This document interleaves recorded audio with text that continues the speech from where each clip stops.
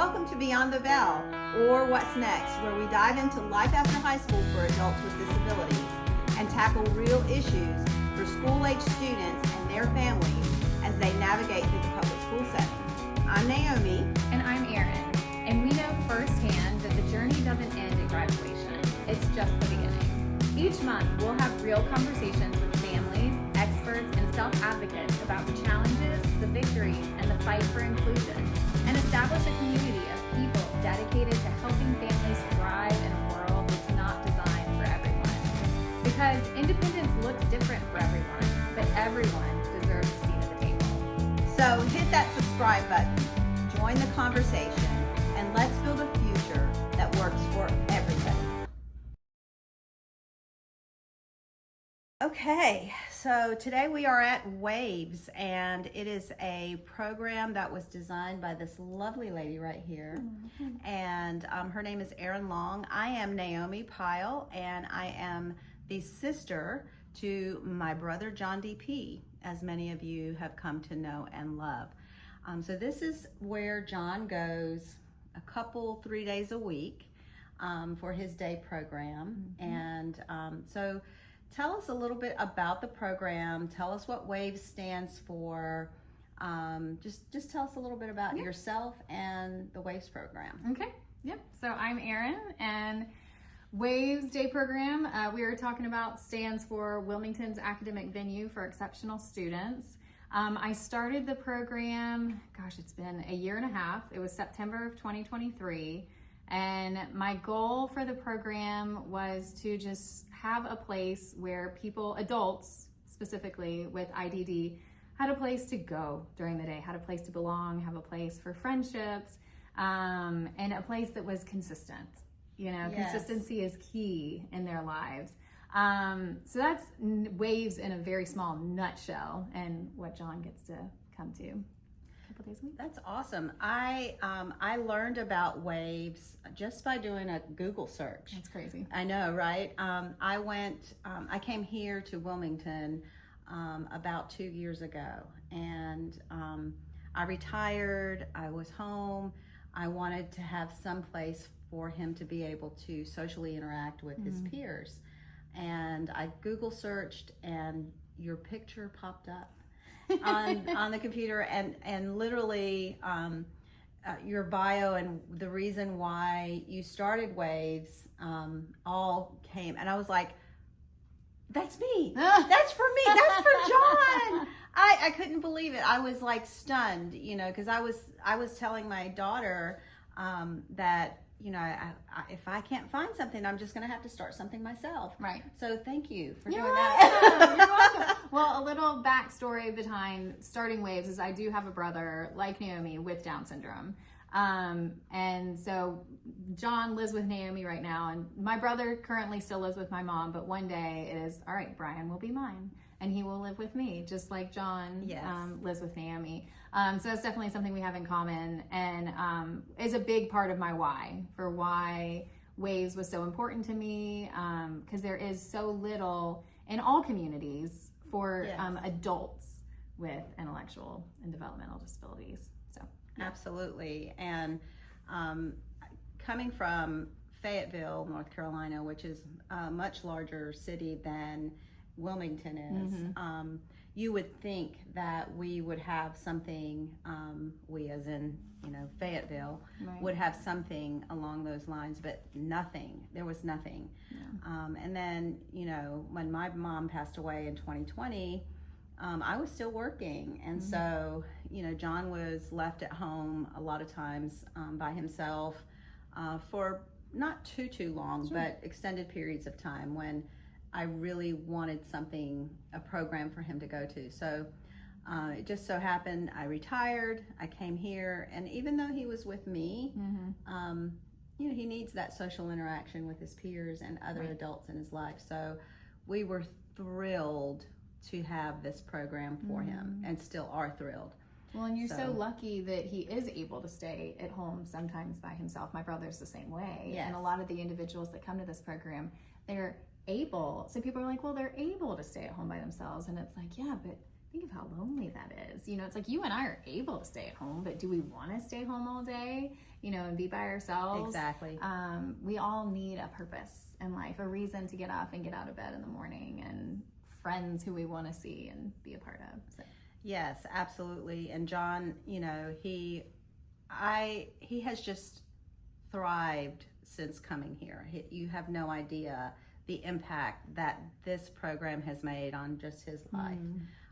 So, you know, I know that other individuals in the program as well, I'm sure they have similar stories to mine, but just him and this, even just the self-talking, because he does a lot of self-talk, but that has even diminished some. So, that's so cool. So thankfully. Well, and see, those are the little things that it's like, I plan this program for all these little things for me, but what's been really fun is hearing stories from all the families of ways that they have seen improvements at home, and life is better at home. Absolutely. And I don't get to see that, so that's really cool. Well, you can visit anytime.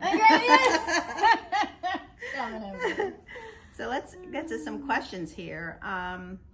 So can you share a little bit about your brother and the life that you had growing up with him from your perspective and individuals with disabilities? Yeah. Yep. So my brother is 3.5 years older than me. We grew up in Fayetteville as well, which is funny. Small world. I'm trying to think. I, for the longest time, never really even knew that there was anything different between Brian or I.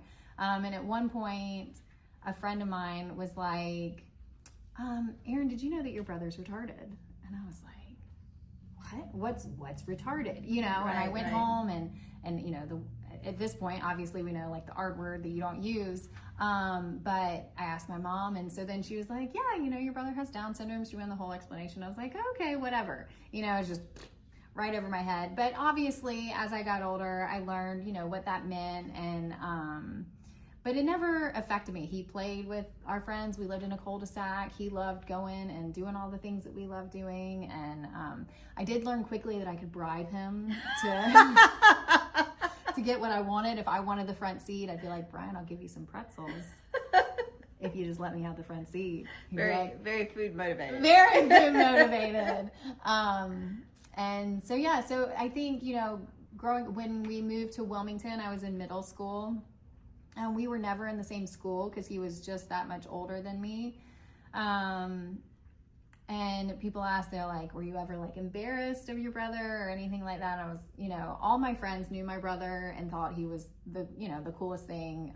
If people know people with Down syndrome, they're always like, oh, they're so lovey-dovey. Mine's not. He's great. He's not your typical like lovey-dovey adult with Down syndrome. He is wonderful though, and if you know him, you will laugh because you know what I'm talking about. But the most embarrassing thing that Brian did was when I was in high school and friends would come to the door. He lived in his room in the afternoons in his boxer shorts. Yeah. Just his boxer shorts. And usually the little button that's on the boxer shorts, wide open. And Brian has no shame, you know, he's like, whatever. So like the doorbell would ring and it'd be like a boyfriend or like even just a girlfriend, you know, the girlfriends are coming in the back door and he'd be opening the door, hey, Erin's boyfriend, you know, in his boxer shorts. I'm like, Brian, go to your room.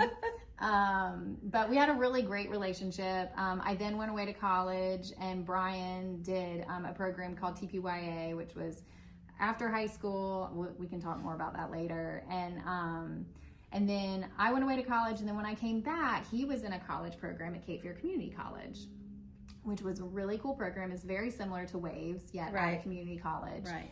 And so I transferred back to Wilmington, went to Cape Fear for a year to just get some course credits, and we were in college together. That's and he crazy. Thought that was just the coolest thing ever. You know, we rode to college together on Tuesdays and Thursdays, and we were just best buds, you know, just hanging out. And then, gosh, I'm trying to think. After that, I was getting my education to be a special educator. I went to school. Was that largely due to him? Yes. So I went away to college thinking I was going to be an interior design major. And then came back and said, you know what? I'm not supposed to be this. I'm supposed to be a special educator. My mom and I cried. She was like, ah. And then I pursued that. And so I'm trying to think of how this correlates with me and my brother and our relationship. I guess to tie it all together, to explain really how truly connected my brother and my mom and I are. In 2020, the house next door to us went up for sale, and then my friend was selling it at the time, and she says, I know you've joked about your mom living next to you and your brother, but I'm moving. Would you really like for them? And so with my husband's blessing and my mom's interest, we moved them in 4 years ago, and it's been the best thing we've ever done. Oh my gosh, that's awesome. Yeah. That is so awesome. You have so many parallels to my life. You have no idea. Oh, I love it. So I'm assuming that Brian is the one that inspired you to start this program. And can you talk about it's a year and a half ago, right? So lots of things transpired between the time you got out of college and now. Yes. It wasn't, the other day. Right. It didn't just happen. Yeah. So talk to me about that. Yeah, for sure. So I taught in a self-contained special education classroom for 8 years. And then I had my daughter and wanted to be home with her. And then I had my son. And so took some time off, did some part-time work. And then once they were both in school, I was like, okay, I don't want to go back to teaching in the public education system if I don't have to. So what can I do? And I'd always thought Brian was in a program, the Cape Fear Community College program is wonderful, and then it shut down. Yeah. And then his teacher started a program that was very similar to it, but it only met on Fridays. So I was like, okay, we need something that is 5 days a week, that's consistent, good hours, affordable, okay. And so I just started sharing the idea. I'm like, okay, I would love to do this, but I don't know what it looks like. I don't know how it happens, right? And so a friend of mine was like, I'm going to share this with the church. So I've grown up going to First Baptist Church of Wilmington, and she had shared this idea and the story with them. And they were like, we love this, and we would love to be a part of this and help get this off the ground. So we had a meeting, and I shared my vision and story with them. And so First Baptist said, we would love for you to be a ministry of First Baptist Church. And what that entails is having a room. So I have a room here at the activity center. I have access to a 15-passenger van, which we use daily. I think sometimes we could just go for a ride in the 15-passenger van. Everyone would be like, okay, it's been a great day at W.A.V.E.S. And then we have a kitchen that we cook in here. They have a gym where we can play basketball and exercise in. I mean, the resources are just so unlimited. And the generosity of being able to pair up with a church like that has been just life-changing for what W.A.V.E.S has become. So literally that was February of 2023 that I met with them. And the pastor was like, okay, so you ready to start tomorrow? I was like, I need some time. And so then some people really helped me. We did some research on, do I become a nonprofit? How do I raise money for scholarships? What does this look like? And we got all the answers we needed to at least get going. And so I spent the whole summer getting the room ready, making the website that you found, creating my profile, and then just putting the word out there. And amazingly, people found me. And because my mom even joked, she's like, Erin, I mean, this is great, but no way are you going to have students every single day, right? And I was like, I mean, maybe not. I'd love a day off. That sounds great. But sure enough, every single day. It started out with anywhere between 2 and 5, my first probably 6 months. My husband, I'd come home at night and he'd be like, how many people do you have today? And I'd be like, stop asking that. And I'd be like, 2. And for him, he's just like, I just want it to be, worth your time. And I said, it's good. People are coming. People are talking about it. I'm like, I'm hopeful and I'm having fun, right? I mean, I'm like, I get to be with the people that I love and the community that I love and enjoy. So that's kind of how W.A.V.E.S, that's how we got started. And then by the end of our first year, we were practically full. So here we are. And we are full now. We right? are at capacity, and we have a wait list. Oh, that's so sad. I know, but yeah, it's great. It's great. Honestly, I just wish we had more resources to be able to help everyone. But I tell you, you'd probably have a campus full of classes soon. I know. I mean, people keep saying, what does the model for expansion look like? And I'm like, I don't know yet. I know that there's a need. What it looks like, I don't know yet. But we're just taking it one day at a time. Yeah. Okay, so let's talk about the main goal of the program. What do you feel like your main goal for this program is, and what types of services and support does your program provide? Okay. The main goal is a place to belong. I keep going back to that quote. I want people to feel like they fit in and they have a place to call home. That's not just their home, their families can offer that, but that's beyond the home. It's like, it's a community. Right. That's probably the best word for it. It's a community. While, they spent their whole lives learning and being, pushed to learn things that were hard, I want it to be fun. It's like we will still push in a little bit of learning here or there because everyone's learning. Right. I'm still learning. But we want to learn while enjoying our time together. A big thing that this community also struggles with, not all of them, but a lot of them, is weight control. Because they are home and they're not doing anything, or we all like food. So, obviously enjoying food together, but limiting, the types and the treats and all that stuff. So I guess to get a picture of what I'm saying is like, our day starts with meeting all in a group. We meet here, we have morning activities, and then we exercise every single day. Some of them love it, some of them hate it, but they all do it, except for my brother. My brother will literally sit at my desk and he'll be like, "See you, Erin." And everyone knows it. Like, they're just like, yeah, Brian's going to be coloring at his desk. And that's just Brian. But we exercise and then we go out into the community. And then that's another big piece is while we are serving my individuals, I also feel like we are serving and touching the community because we are educating the community on who we are and what we're doing, and that no, these individuals don't belong just at home. They don't belong in a group home or, whatever you might think. Like, they're out in the community doing what you and I enjoy doing, and they're friendly and they're funny and you can talk to them and interact with them. So honestly, like, as much as I'm here to serve them, I would say part of their purpose is serving other people, and they do it naturally. They don't even know they're doing it. Yes. Agree 100%. I know that, when I first started John's channel on TikTok, it was just, it was a fluke, really, honestly, that his channel took off like it did. But, now I feel like I do have a voice and a purpose behind that, and to be able to educate people on what the special needs community is all about, and just provide a community for people that have special needs and know that they make a difference and that they're just like everybody else. And I don't treat John any different. Right. My kids don't treat John any different. Right. My family doesn't treat John any different.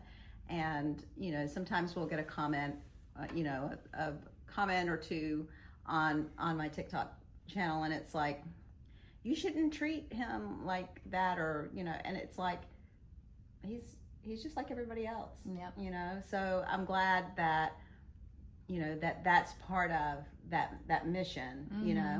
All right, so what are some of the biggest challenges that adults with disabilities face after they leave the school system? So it's you're in school. If you're here in Wilmington, they have what I referred to earlier, the TPYA program, which is the transition program for young adults, which is to train the students who are a little more higher functioning, who can be in the workforce, how to go out, get a job, and live independently, hopefully. But even those folks, my brother was in the TPYA program, and he still, lives at home. And then after that, it's like, okay, good luck, goodbye. So I say the biggest struggle, in my opinion, and this is just from a sister, Yes. having a brother and a special educator, from things that I've seen. It's just, what next? Where do I go next? There are services that are out there that I hope that we have a podcast on later. Yes. Yes. Touch on services that are available out there that a lot of people don't know about. And it's not, I say a lot, there aren't a lot there, but there are services. But again, people don't know about them. It's truly trying to figure out what to do. There are people wanting jobs, but they don't know where to start. They don't know where to go. If they don't have services like a worker or support, a lot of the jobs won't accept them because they need a support person there. A lot of the places don't even know. I think there's so many places that could accept people with disabilities, but they don't know what to do with them. They need to hire someone that is able to tell them how to interact, what their capabilities are, and just to be able to school that manager or that owner of that business on how to deal with people with disabilities, because there's a wide range of intellectual disabilities among the special needs population. So everyone's different, and everyone, what we can do with Brian definitely cannot be done with John, because John is different than his intellectual capabilities are different. Right. So so I'd say it's just figuring out, and now what, for an individual like yourself or myself, we are okay. Maybe we go to college, then we look for a job. We're doing all this independently. Maybe we get married. Maybe we don't. All these things that happen in our course of time. It's like for them, it just stops at 22 after high school, and then it's up to their parents to still continue. I think people forget so often that they are guardians and parents for a lifetime. Never ends. And that's hard. Yeah. That's really hard when there's not okay, and here's step, 20, 21, and 22, it's like, nope, it just ends. I feel like it's such a roadblock for families and the individual with the disability. So. Yeah, agreed. There was nothing for us, of course.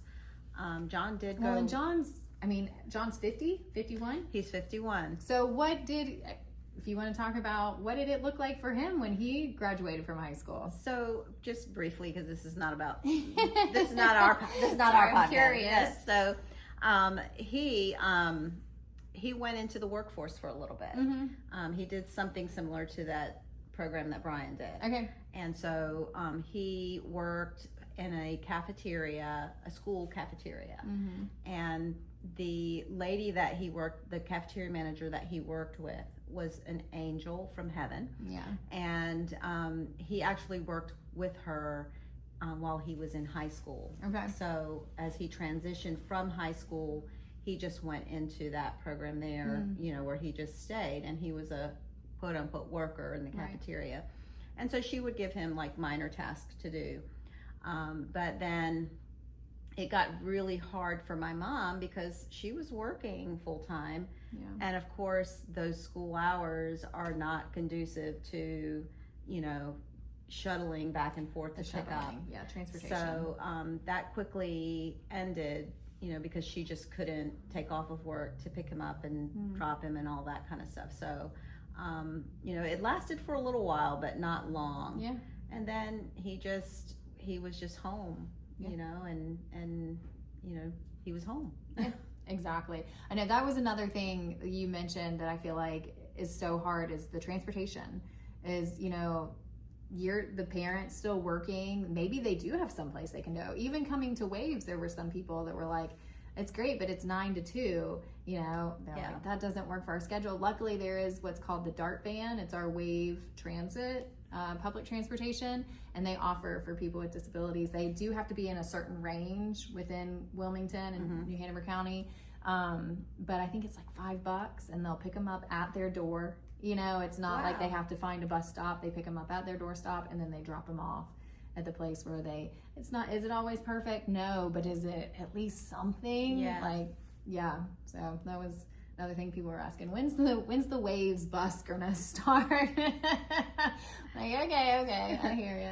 I did not know that, so thank you for letting me know that. But I you know, of course, I don't need those services. So, Sure. you know, I'm just glad to know that that's out there for people. Yeah. That might need that. I'm going to talk about a little bit about the daily operations. Keep going into that a little bit. What does a typical day look like, and how do you tailor the activities around their special needs? Because you have a wide range of students here, or people here, because they're not students anymore. I know. Is there any specific job training or independent living skills that you focus on at all? And there's a lot of questions in one, but see if you can just touch on all of that. And then encouraging social interactions and friendships among the participants. Okay. Gosh. So it's funny, when I started definitely being a former special educator, it was like, okay, how can we continue with, life skills and learn? A good majority, so it's been kind of trial and error, right? Like seeing what type of participants I have and what I don't. Some of them already have jobs and are just content and happy with what they do. Some of them don't want jobs and are content and happy with that. Yep. And others do want jobs and are interested. And I'd say the closest thing that we come to with working on job skills right now is trying to work on them individually cleaning up after themselves after the lunch, and like working on cleanliness, because that is a good task. One of our participants works at Wendy's and her job is cleaning off the tables. It's like, it's basic task, but it's doable, and it's and they're great at it. So tell me what a typical day or week looks like for your program. Okay. I'll get off of the job training. No. I want to get back to that. Okay. So a typical day at W.A.V.E.S starts here. We have what we call morning activities. We all kind of come in, hang out. Everyone finds a comfy seat. We just chit chat. Tell John to stop saying home. Welcome. And then we go through, so every day I write a schedule up on the board, and it is exactly by the minute, what we're doing. And some of my participants with autism are like, when the clock strikes 9:30, because I've written 9:30, we were going to the bathroom, they will stand up and they will literally walk out of the room and go to the bathroom. So I have to be really good about my timing. But we start with that. We do morning activities, and then we exercise. And then at 10 o'clock, almost on the dot every day, we go out into the community. Our community activities are bowling, library. We do church lunch and volunteer. So that's another job skill that we kind of touch on, is greeting at the front door when the church participants that are coming for lunch come in. It's working on saying, hi, welcome, how are you today? Making eye contact. Again, someone's like, oh, that's such a small task, but it's something that a lot of them need to work on. Some of them are flawless at it, while others, not so much. And it's a great skill to have, to learn that social piece. So we have that. Wednesdays, we go swimming. The Y.W.C.A. We cook.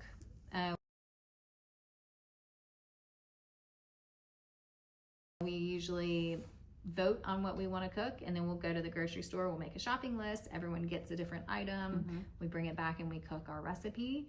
And then Fridays are for fun Fridays, where we go shopping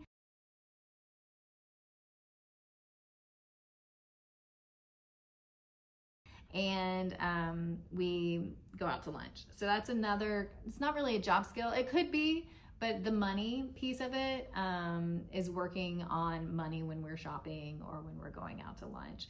A lot of times, because there are so many of us, on any given day there's between 10 to 12, 13 is my max.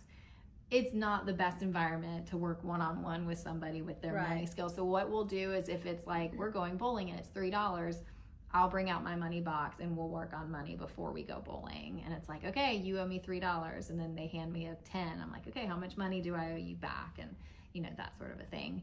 But anyway, so our community outings are usually about 2 hours from 10 to 12. We come back to W.A.V.E.S, have lunch together. So that's another part of the community. We sit around the table and everyone brings a packed lunch. And, some people ask questions.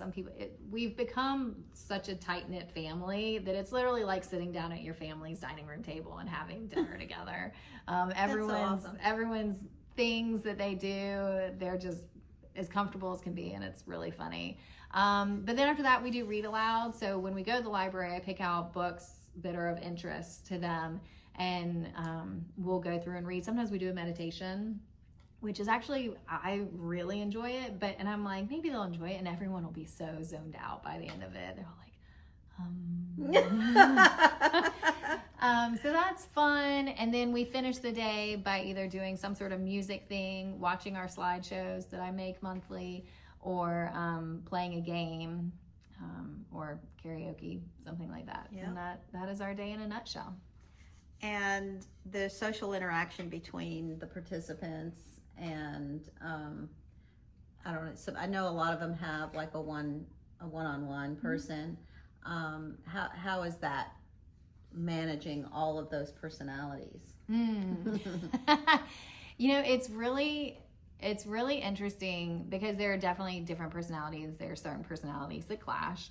But as a whole, it's more, when they clash, it's like a brother and sister. For example, one of my participants who does not like when John says home or welcome on repeat, literally came in this morning, like barged through the door. John was sitting here next to me and said, "John, no more welcome." Just like you would your brother or your sister. Yeah. But I took the opportunity to say, I said, all right, let's try that again. Say, "Good morning, John. How are you today?" And he did. He said, "Good morning, John. How are you today?" And John says, "Good morning." And then he says, I said, "Now you can tell him what you want to tell him." And so he tells them, and then I say, "All right, now tell him thank you." And he goes, "Thank you." And then John goes, "Welcome." I'm sure he took that opportunity. Oh gosh. But yeah, I mean, it's been a learning curve even for some of my staff. They would tell you, there's one participant in particular who I've worked with since I was 16 years old. He was 11. So to tell ages now, I am 40 and he is 35, 36. And he drives everyone crazy. I mean, he drives his own mother crazy. But you have to just learn that he's not doing it to you. Right. The things that he's doing, if he's mocking you or repeating something, he's not doing it to make you angry. He's not doing it to hurt your feelings. It's his way of processing. And so we've all had to learn each other. I call them our isms. We made a game of, and I will read out, okay, who does this? And then it's like, name that person. It's really funny, but we all have them. I have them. My support staff has them. So really, it's just educating, ourselves on how to get along with everybody, how to get along with different. I even, my daughter, sometimes she's like struggling with something, and I'm like, you have to learn in life how to be around people that you don't always like, Right. And it's not that strong, but it is, it's differences. Yeah. So yeah. So let's talk about how we talked a little bit about how the program interacts with the community by just going out into the community. Do you have any businesses or organizations that help in supporting the program that you want to kind of talk about?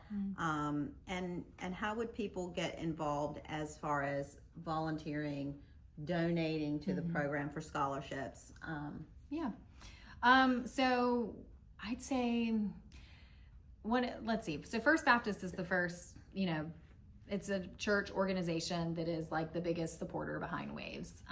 After that, the communities that we plug into, the bowling, they have a special needs day specifically for adults with IDD, and they only charge us $3 to come bowling, which if you've been bowling before, you know that it is so much more than $3, and you have to rent shoes and all this and that, and they don't do that. They just accept us as we are, and like in our big groups. So and cool. It is so cool. So there, let's see what other, same with the YWCA, they charge us $3 to go swimming, which is just incredible and, affordable, and they're excited, they love it.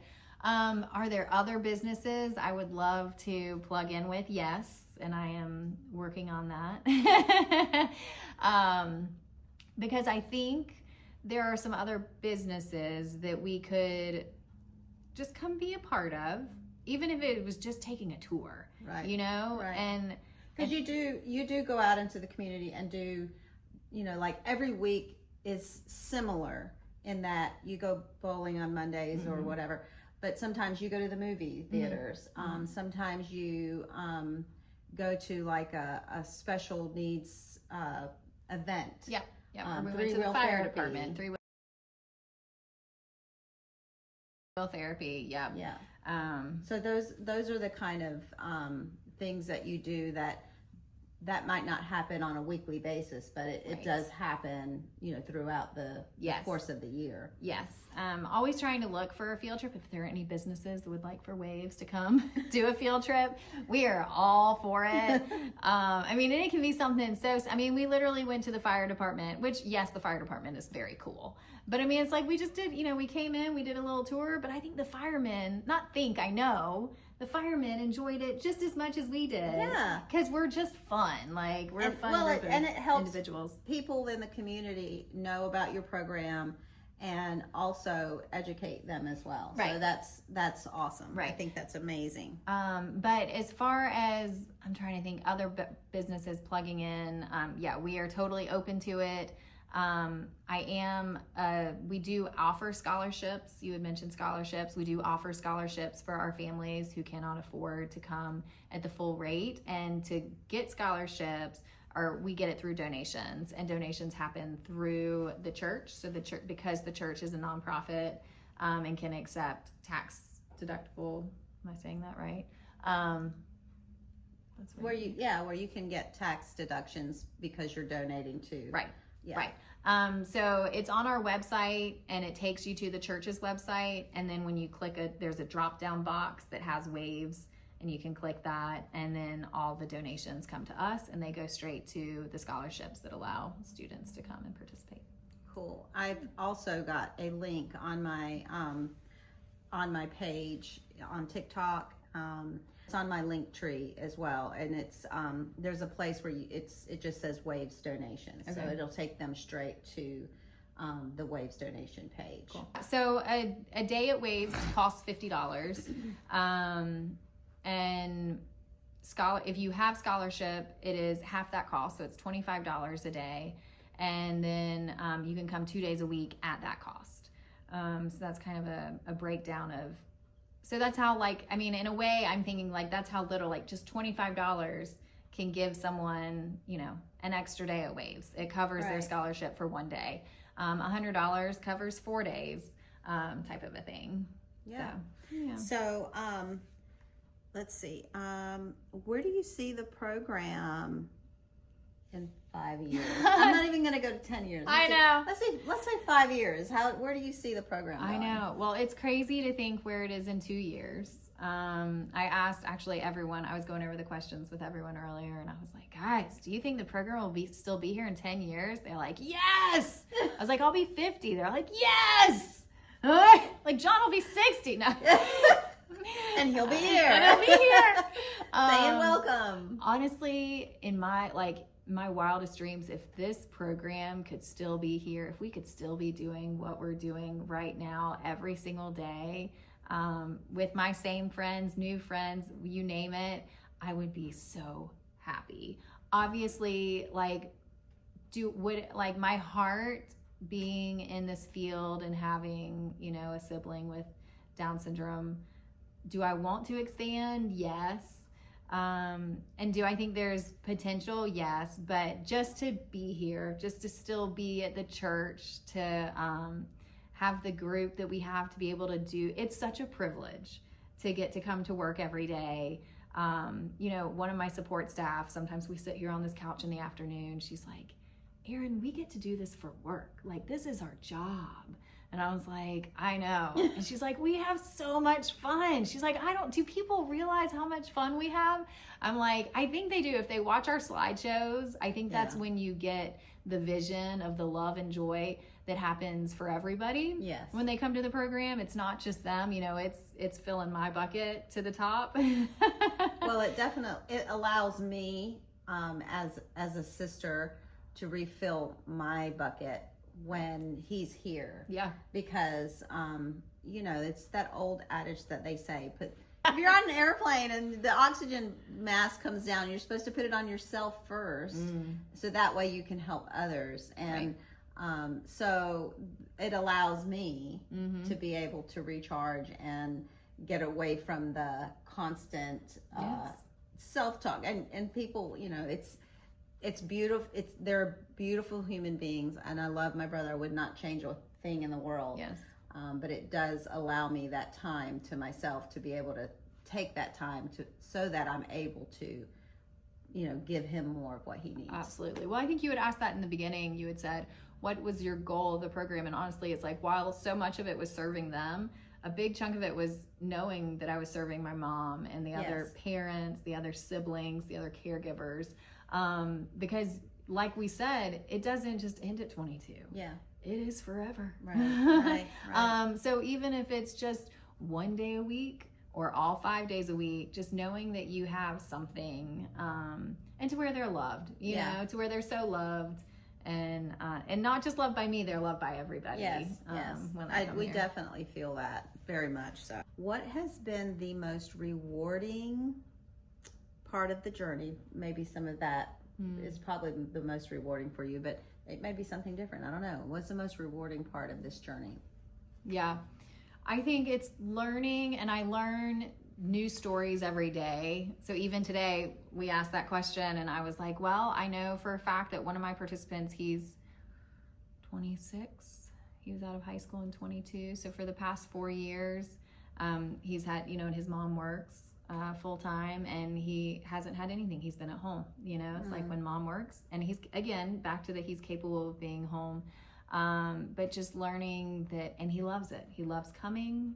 I think, you know, it seemed like to me it seemed like such a simple idea, such a simple concept, and to see how much people truly love it, like they love it, you know. And I'm like, I mean, I love it, but to see them truly love it and to have so much value for them has been so fulfilling. So I'd say that, just hearing, you know, parents give me positive feedback about, you know, one person maybe started and they were really nervous at first, or we weren't really sure how it was going to go, and a mom just the other day was like, she gets up in the morning, she packs her lunch the night before, like she can't wait to come. Even my own mom, who was like, I mean, I knew Brian would like come in on Fridays, but like I didn't think he'd really care that much about it. She's like, Erin, it's all he talks about. Aww. You know, he wants to know about his W.A.V.E.S friends. He wants to know what you're doing, you know, at W.A.V.E.S, whatever day. If he has a day off of work and he can come to W.A.V.E.S an extra day, he does. She's like, I did not expect that. So it's, you know. I didn't either. And honestly, because John was such a homebody and did not want to do anything. Like, we would have to beg him to get in the car and just go to the store with us. Yeah. And now it's not like that at all. It's like he'll ask, oh, can I go? And so it's made him more outgoing, you know, to be able to go out and interact with people in the community. So it's and then the other day, it wasn't one of his days that he was coming to W.A.V.E.S, and he was sitting on the couch that morning. He's like, okay, come on, let's go. And I'm like, where are you going? He said, Erin. I'm like, no, it's not your day. So he's like, oh man.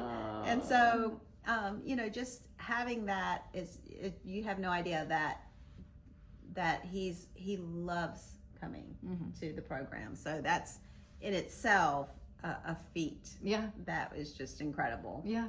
Well, I think so many of them, maybe before they come, think school, right? Like, okay, we're going back to school again, you know, and then once they realize that it's not, it's school, not school. It is just friends and fun and just all the things. Okay, so one piece of advice that you would give to families with special needs loved ones, what would it be? Okay. It would be to always, you've been fighting for their entire lives, always advocating, while it is so daunting, and I can't fathom being a parent in that situation, but I do know being a sibling and being an educator.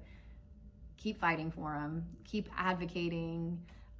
When you want the job for them, go get the job for them. Like, don't, like, I know, like, they've been told no so many times in their lives, but just keep fighting for that yes, and it'll come, and you'll, you and your adult will be better for it. That's right. That's right. That's good advice.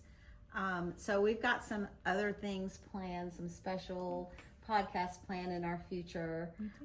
So do you want to talk about any of those people that we might like? The next podcast that we have, give a little bit of a teaser of what we're going to be able to encounter. So a friend of mine named Meredith is a UNCW professor. She's done all sorts of jobs in the special ed world and field. She's just so well versed.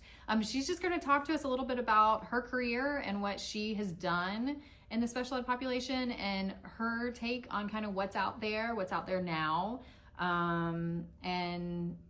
I think just a little bit of an education on, and she really specializes in the autism field. So I think it'll be really cool to just get to pick her brain a little bit and to see all the knowledge that she has and can offer us. That's awesome. And also, I think soon we'll have some opportunities to talk with maybe some students from the UNCW campus, maybe, and the Exceptional Children's department that are future leaders and teachers. So I'm excited about that. I'm excited to maybe talk to the gentleman that you were talking about that's starting the program at UNCW for adults with special needs. So that's going to be neat. I think we really want to plug in and educate on, okay, so they graduate, what next? And really just helping everyone figure that out and know what resources are out there. I also have a friend who works for ACI, and which I couldn't even tell you what that stands for, but it's where you get services for adults with disabilities, and just letting her educate us on, okay, what does that look like? How do I even... Where do we start? Who do I call? So having someone from there come and talk to us, and just continue to plug in. And I know that our background is adults with special needs and what happens after high school and that kind of thing. But we will have some programs that will focus on, developmental needs of children with disabilities and what school looks like for them, and what kind of programs are available while they're in school. Different resources. Occupational therapists, physical therapists, all the things. Might have someone talk to us about IEP meetings, and that would be wonderful, because I know that a lot of that's scary for a lot of people that are not in the education world, because I was an educator. I did those things, so I knew when my brother went to school. I attended the IEP meetings with my mom, because she didn't understand and know, and I had somewhat of a concept because I was a little bit older than John, so I knew a little bit of what to look for, but hopefully giving some insight into what can you expect what before you head into an IEP meeting and that kind of thing. So I'm excited. I'm so excited. So stay tuned, and you will see just where we're going to take this journey. Yeah. Thank you for joining us today on this podcast. Thank you, Erin. I really appreciate it. Thank you, Naomi. And we will be seeing so much more of you soon. Sounds great.